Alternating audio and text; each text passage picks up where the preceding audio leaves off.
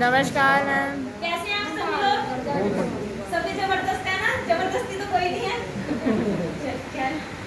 My self Kritika Dhiman from Gangoh and state founder of Haryana.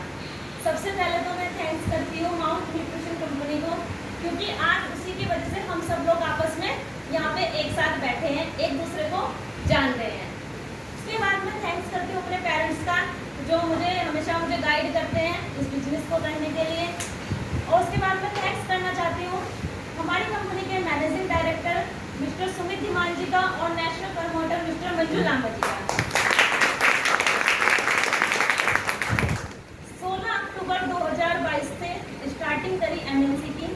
Sir ने जब पहली बार सिस्टम के बारे में बताया, मैं कभी डायरेक्ट सेलिंग से कभी निगेटिव नहीं हुई। इससे पहले कुछ कंपनियों का अनुभव रहा, जैसे सर ने बात करी अभी कि भाई पहले करी कंपनी लेकिन वो चीज़ें नहीं रही। तो यानी कि बिजनेस तो किया, कभी जॉब नहीं करी। जॉब में मतलब कभी इंटरेस्ट नहीं रहा। फैमिली वाले हमेशा बोलते रहे कि वहाँ पे ट्राई कर लो, जॉब कर लो, ये कर लो, लेकिन उनकी बात इधर से सुनी और इधर से निकाल दी। यानी कि कुछ में काम करने के बाद क्या हुआ, देखो वो कहते हैं ना कि असफलता हमें कई बार मिलती है, वो हमें किसी भी बिजनेस में मिल सकती है। हम अगर जॉब करते हैं, आज अगर हम कहीं 10 जगह जॉब बदल लें तो कोई हमें ये पूछने वाला नहीं है कि आपने जॉब क्यों चेंज कर दी। लेकिन अगर हम डायरेक्ट सेलिंग की बात करें, यहाँ हम कोई सिस्टम चेंज कर देते हैं तो लोग हमारे से सवाल करने शुरू कर देते हैं। तो ये चैलेंज मेरे सामने रहे। तो जब सर के साथ फर्स्ट डे बैठने का मौका मिला, सुमित सर ने, मंजू सर ने जब मुझे माउंट न्यूट्रिशन के बारे में बताया, यानी कि उन्होंने मेरे अंदर की वो आग फिर से लगा दी। वो मेरे अंदर वो जीत, वो जुनून फिर से पैदा कर दिया कि जिन चीज़ों को मैं भूली हुई थी, जिनकी वजह से मैं अपने वो सपने पूरे नहीं कर पा रही थी, जो मैं करना चाहती थी डायरेक्ट सेलिंग से, वो चीज़ें उन्होंने मुझे बताई और मैंने तुरंत फोन पे साइन कर दिया। और फैमिली को भी नहीं बताया कि मैंने फिर ज्वाइन कर लिया। अक्टूबर में स्टार्ट करी, यानी कि अक्टूबर, नवंबर, दिसंबर कोई ज्वाइनिंग नहीं आई, मतलब कोई चेक ही नहीं बना। जनवरी 29 जनवरी हमारा फर्स्ट सेमिनार हुआ था सहारनपुर में, और उससे 1 वीक पहले एक जिद, एक कमिटमेंट अपने आप से किया था कि सेमिनार में अगर जाऊंगी तो कम से कम फर्स्ट रैंक को अचीव करके जाऊंगी, वरना नहीं जाने की।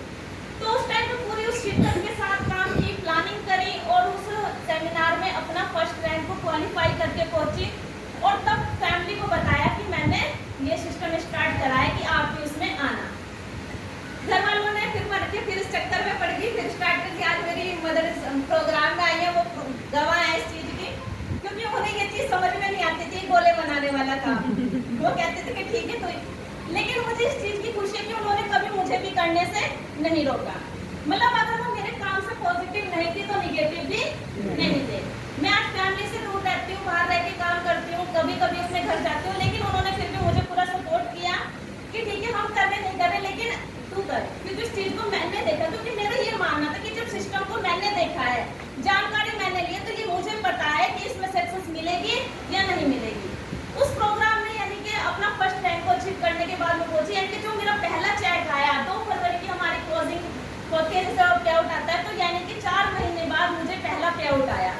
और मुझे उस पहले पे आउट की बहुत खुशी हुई, जबकि कोई ज्यादा बड़ा चेक नहीं था, लेकिन एक विश्वास हो गया कि अब मेरा काम स्टार्ट हो गया, अब कोई दिक्कत नहीं है। वहां से शुरुआत करी। देखो सर, हम सभी लोगों के पास ना 2 चीजें होती है बहुत कीमती, और वो हम सबके पास है।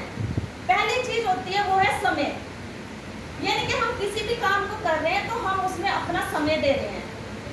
अब वो समय, हम समय तो दे रहे हैं, लेकिन समय तो हम बहुत सारी चीजों में देते हैं। मान लीजिए हम टाइम पास कर रहे हैं, घूमने फिरने के लिए, मौज मस्ती के लिए, जैसे कि आज इस प्रोग्राम के लिए हमने इन्विटेशन किए होंगे, बहुत सारे लोगों को हमने इन्वाइट किया होगा, कुछ लोगों ने कहा होगा कि मुझे तो आज बाहर जाना है, संडे है, अभी छुट्टियां चल रही हैं, मुझे तो फैमिली के साथ जाना है, इस तरह की बहाने। यानी कि वो हमारे ऊपर डिपेंड करता है कि हम अपने समय को कहाँ लगा रहे हैं, कहाँ इन्वेस्ट कर रहे हैं हम अपना समय। हम अपने बिजनेस में लगा रहे हैं, अपने सपनों को पूरा करने में लगा रहे हैं, या फिर हम अपने गर्लफ्रेंड को घुमाने में लगा रहे हैं, है ना।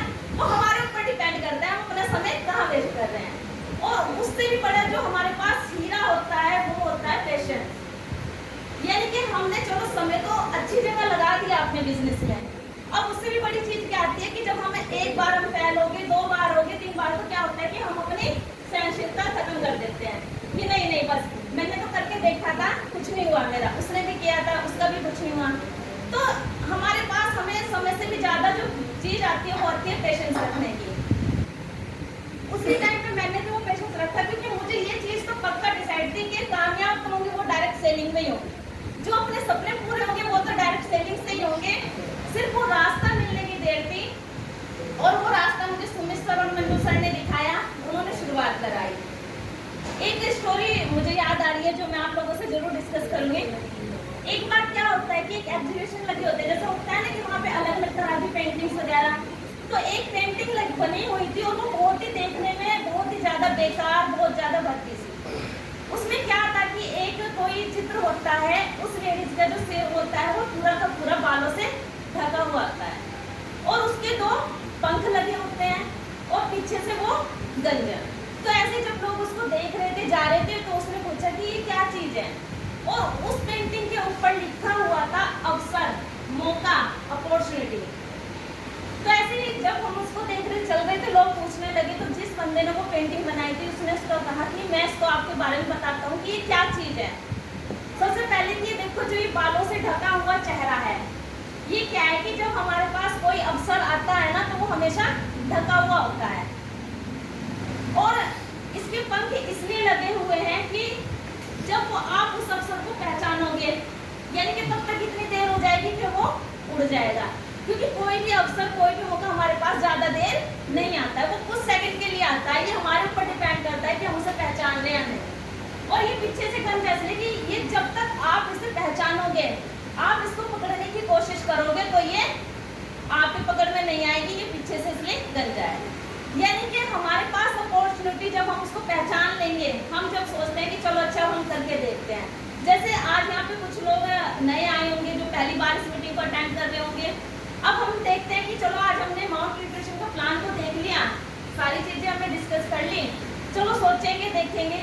यानी कि जब तक वो सोचने का मौका आता है, तो क्या होता है कि आपके पास है, जो आपको आज एक अच्छी रैंक मिल रही थी, जो आपको एक अच्छी अपॉर्चुनिटी मिलने वाली थी, वो आपके हाथ से निकल जाती है।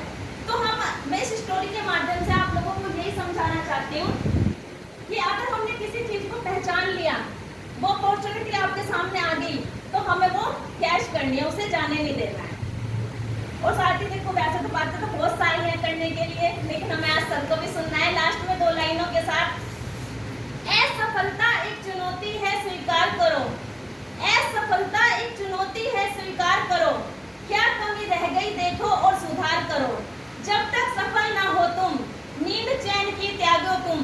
कुछ किए बिना जय जयकार नहीं होती, और कोशिश करने वालों की कभी हार नहीं होती।